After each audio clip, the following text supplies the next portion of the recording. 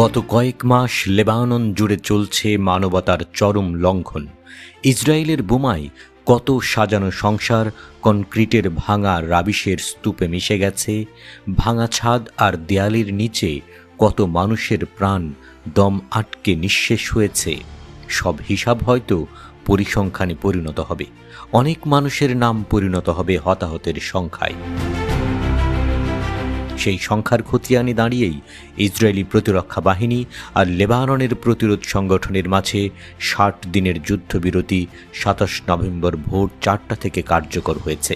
যুক্তরাষ্ট্র এবং ফ্রান্স এই যুদ্ধবিরতির মধ্যস্থতার কৃতিত্ব নিচ্ছে, কিন্তু তারা কি ইসরায়েলের হাত থেকে লেবানিজ জনতার রক্ত মুছে দিতে পারবে? লেবাননের সেনাবাহিনী এবার দৃশ্যপটে। রয়টার্স জানিয়েছে, লেবানিজ সেনারা এবার দক্ষিণ লেবাননকে সুরক্ষিত করবে। ওই অঞ্চলে ওই সীমান্তে বসবাসকারী লেবানিজদেরকে এখনই ফিরে যেতে নিষেধ করছে তারা। ইসরায়েলি প্রতিরক্ষা বাহিনী ওই অঞ্চল থেকে পুরোপুরি হটে যাওয়া পর্যন্ত অপেক্ষা করতে চায় লেবানিজ আর্মি। কারণ যুদ্ধবিরতি হয়েছে মানেই সব উত্তেজনা শেষ, এমন কিন্তু নয়। কারণ যুদ্ধবিরতির আগ মুহূর্তেও লেবাননের রাজধানী বৈরুতে ইসরায়েল ভয়াবহ ধ্বংসযজ্ঞ চালিয়ে কমপক্ষে ৪২ জনকে হত্যা করেছে।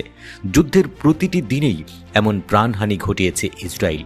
এসব করে বিনা জবাবে তাদেরকে ছেড়ে দেয়া হবে? সেই সুখ ইসরায়েলের ভাগ্যে নেই। ৬০ দিনের যুদ্ধবিরতি শেষ হওয়ার পর বড় যুদ্ধের প্রস্তুতি নিচ্ছে লেবানিজ যোদ্ধারা।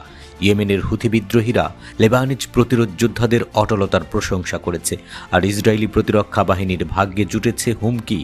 যুদ্ধবিরতি নিয়ে হুথিদের পক্ষ থেকে বলা হয়েছে, লেবানিজ প্রতিরোধ গোষ্ঠী যদি শত্রু ইসরায়েলের বিশ্বাসঘাতকতামূলক হত্যাকাণ্ড মোকাবেলা করে ভেঙে না পড়ে এমন শক্ত প্রতিরোধ দিয়ে লড়াই না করত, তাহলে ইসরায়েল যুদ্ধবিরতি মেনে নিত না।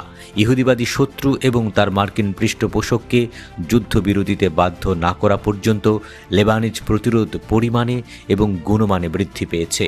এর মাধ্যমে লেবাননের নিরাপত্তা, সার্বভৌমত্ব এবং স্বাধীনতা রক্ষা করা সম্ভব হয়েছে বলে হুথি বিদ্রোহীরা জানিয়েছে। যুদ্ধবিরতি চুক্তি কার্যকর হওয়ার মাত্র কয়েক ঘন্টা পর ইরাকি সশস্ত্র গ্রুপ ইসরায়েল প্রতিরক্ষা বাহিনীকে উপহাস করেছে। তারা বলেছে যে লেবানিজ প্রতিরোধ গোষ্ঠীর প্রচেষ্টা ছাড়া চুক্তিটি সম্ভব হতো না।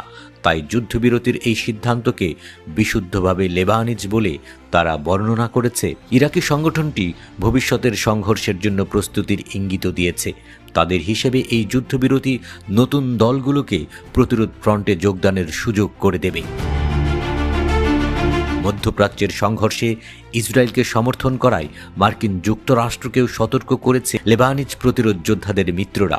হত্যা, ধ্বংস এবং বাস্তুচ্যুতির মতো অপরাধের অংশীদার হিসেবে মার্কিন যুক্তরাষ্ট্রকে দায়ী করে তারা বলেছে, এসবের জন্য তাদেরকে এখনই বা পরে মূল্য দিতেই হবে। শত্রুদের হুমকি, বিশ্বাসঘাতকতা বা অপরাধমূলক পদ্ধতির বিরুদ্ধে অবিচল থাকার প্রত্যয় ব্যক্ত করেছে তারা।